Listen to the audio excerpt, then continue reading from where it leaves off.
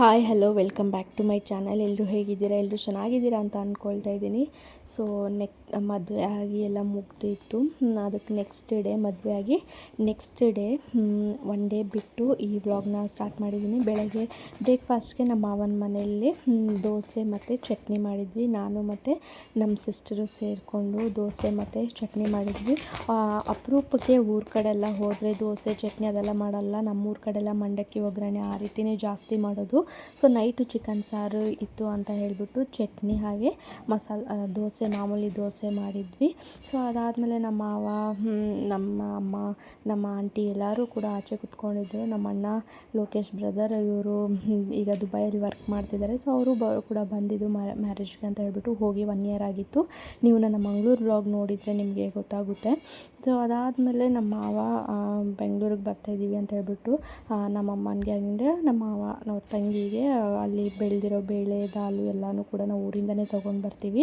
So ಅದನ್ನೆಲ್ಲ pack ಮಾಡ್ತಾಯಿದ್ರು. ಅದಾದಮೇಲೆ ನಮ್ಮ ಮನೆಯವರು ಚಿಕನ್ ಗ್ರೇವಿ ಮಾಡ್ತಿದ್ದಾರೆ. ಒಂದು ಕಡೆ ರೈಸ್ಗೆ ಇಕ್ಕಿದ್ದಾರೆ, ಒಂದು ಕಡೆ ಮಟನ್ ಸಾರು ಮಾಡ್ತಿದ್ದಾರೆ, ಒಂದು ಕಡೆ ರೈಸ್ ಮಾಡೋದಕ್ಕೆ ರೈಸ್ ಎಲ್ಲ ಕ್ಲೀನಾಗಿ ಕ್ಲೀನ್ ಮಾಡ್ಕೊತಾ ಇದ್ದಾರೆ. ಸೊ ಒಂದು ಕಡೆ ನಮ್ಮ ಮನೆಯವರು ಏನಕ್ಕಪ್ಪ ಇಷ್ಟೊಂದು ನಾನ್ ವೆಜ್ ಎಲ್ಲ ಮಾಡ್ತಾಯಿದ್ದೀವಿ ಅಂತಂದರೆ ಮದುಮಕ್ಕಳಿಗೆ ನಮ್ಮ ಮಾವನ ಮನೆಯಲ್ಲಿ ಊಟಕ್ಕಂತ ಕರೀತಾ ಇದ್ದಾರೆ. ಹೋಲ್ ಫ್ಯಾಮಿಲಿಗೆ ಊಟಕ್ಕಂತ ಕರೀತಾ ಇದ್ದಾರೆ. ಅದಕ್ಕೋಸ್ಕರನೇ ಬೆಳಗ್ಗೆನೇ ಫಸ್ಟು ಬೇಗ ಎದ್ದು ದೋಸೆ ಚಟ್ನಿ ಎಲ್ಲ ನಾಷ್ಟ ಮಾಡಿಕೊಂಡು ಅದಾದಮೇಲೆ ನಾನ್ ವೆಜ್ ಮಾಡಿಬಿಟ್ಟು ಅವ್ರಿಗೆ ಮಧ್ಯಾಹ್ನ ಊಟಕ್ಕೆ ರೆಡಿ ಮಾಡೋಣ ಅಂತ ಹೇಳಿಬಿಟ್ಟು ಮಾಡ್ತಿದ್ದಾರೆ. ನಮ್ಮ ಮಾವನ ಮನೆ ಕಡೆಯವ್ರು ನಮ್ಮ ಮಾವ ಅವ್ರು ಮಾಡ್ತಾ ಇರೋದು. ಅಂದರೆ ನಮ್ಮ ಅಕ್ಕ ರೀಟಾ ಮತ್ತು ಲೋಕೇಶ್ ಬ್ರದರು ಇವರೆಲ್ಲ ಸೇರಿಕೊಂಡು ಅವ್ರಿಗೆ ಊಟನ ಮಾಡಿಸ್ತಿದ್ದಾರೆ. ಮತ್ತು ಅವ್ರಿಗೆ ಟೈಮ್ ಸಿಕ್ಕಲ್ಲ ಅಂತ ಹೇಳಿಬಿಟ್ಟು ಇಲ್ಲೇ ಅವ್ರ ಮಾವನ ಅವ್ರ ಮನೆಯಲ್ಲೇ ಊರಲ್ಲೇ ಮಾಡಿಸ್ತಾ ಇದ್ದಾರೆ. ಸೊ ಫೈನಲಿ ಚಿಕನ್ ಸಾರು ನಮ್ಮ ಮನೆಯವ್ರು ಮಾಡಿದ್ರು, ರೈಸು ನಮ್ಮ ಸಿಸ್ಟರ್ ಮಾಡಿದ್ದಾರೆ. ಅದಾದಮೇಲೆ ಒಂದು ಕಡೆ ಮಟನ್ ಸಾರು ಮಾಡಿದ್ದಾರೆ, ಇನ್ನೊಂದು ಕಡೆ ರೊಟ್ಟಿ ಕೂಡ ಎಲ್ಲ ಮಾಡಿಬಿಟ್ಟು ರೆಡಿ ಮಾಡಿ ಇಟ್ಕೊಂಡಿದ್ದಾರೆ. 1-2 o'clockಗೆ ಹಾಗೆ ಬರ್ತಿದ್ದಾರೆ. ನೋಡ್ತಾ ಇರ್ಬೋದು ನೀವು. ಅಲ್ಲೇ ಮನೆ ಇರೋದು, ಆಜು ಬಾಜುನೇ ಮನೆ ಇರೋದು. ಸೊ ನಮ್ಮ ಇನ್ನೊಂದು ಮಾವ ಮದುವೆ ಮಗ ಇದ್ದಾನಲ್ವ, ಅವ್ರಿಗೆ ತಂದೆ ಇಲ್ಲ, ಇಬ್ಬರು ಅಣ್ಣ ತಮ್ಮದಿರು. ನಮ್ಮ ಮಾವ ಒಬ್ಬರೇ ಇರೋದು. ಸೊ ಅವ್ರಿಗೆ ಊಟಕ್ಕೆ ಕರೀತಾ ಇದ್ದಾರೆ. ಪ್ರತಿಯೊಬ್ಬರು ಬಂದಾದಮೇಲೆ ಅವ್ರಿಗೆ ಕೇಕ್ ಕಟ್ಟಿಂಗ್ನ ಮಾಡಿಸೋದಕ್ಕಿಂತ ಮುಂಚೆ ಇವರೆಲ್ಲ ರೋಮನ್ ಕ್ಯಾಥಲಿಕ್ ಆಗಿರೋದ್ರಿಂದ ಫಸ್ಟು ಪ್ರೇಯರ್ ಮಾಡ್ತಾಯಿದ್ರು. ಪ್ರತಿಯೊಬ್ಬರು ನಮ್ಮ ಅಮ್ಮ ಊರಲ್ಲಿ ಎಲ್ಲರೂ, ನಮ್ಮ ಮಾವನ ಊರಲ್ಲಿ ಎಲ್ಲರೂ ಕೂಡ ರೋಮನ್ ಕ್ಯಾಥಲಿಕ್ ಆಗಿರ್ತಾರೆ. ಎಲ್ಲ ಫಾದರ್ ಸಿಸ್ಟರ್ಸ್ ಹತ್ರನೇ ಓದು ಬೆಳೆದಿರ್ತಾರೆ ಅಂತಲೇ ಹೇಳ್ಬೋದು. ಮತ್ತು ಮಕ್ಕಳೆಲ್ಲರಿಗೂ ಕೂಡ ಫಾದರ್ ಸಿಸ್ಟರ್ಸೇ ಹೆಲ್ಪ್ ಮಾಡೋದು ನಮ್ಮೂರ ಕಡೆ ಎಲ್ಲ. ಸೊ ಅದಾದಮೇಲೆ ಫಸ್ಟು ಕೇಕ್ ಕಟ್ಟಿಂಗ್ನ ಮಾಡಿಸೋಣ ಅಂತ ಹೇಳ್ಬಿಟ್ಟು ಕೇಕ್ ಕೂಡ ತೊಗೊಂಡು ಬಂದಿದ್ದರು. ಈಗ ಕೂರಿಸ್ಬಿಟ್ಟು ಕೇಕ್ ಕಟ್ಟಿಂಗ್ನ ಮಾಡಿಸ್ತಾ ಇದ್ದಾರೆ.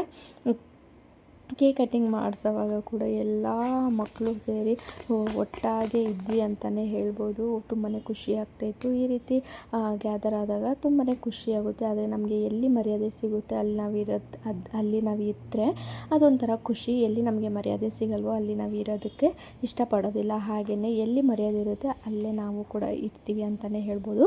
ಸೊ ಅದೇ ಥರ ಇಲ್ಲಿ ಕೂಡ ನಮ್ಮ ಮಾವನ ಮನೆಯಲ್ಲಿ ನಾವೆಲ್ಲರೂ ಕೂಡ ಗ್ಯಾದರ್ ಆಗಿದ್ವಿ. ಎಲ್ಲರೂ ಕೂಡ ಖುಷಿಯಲ್ಲೇ ಇದ್ವಿ ಅಂತಲೇ ಹೇಳ್ಬೋದು.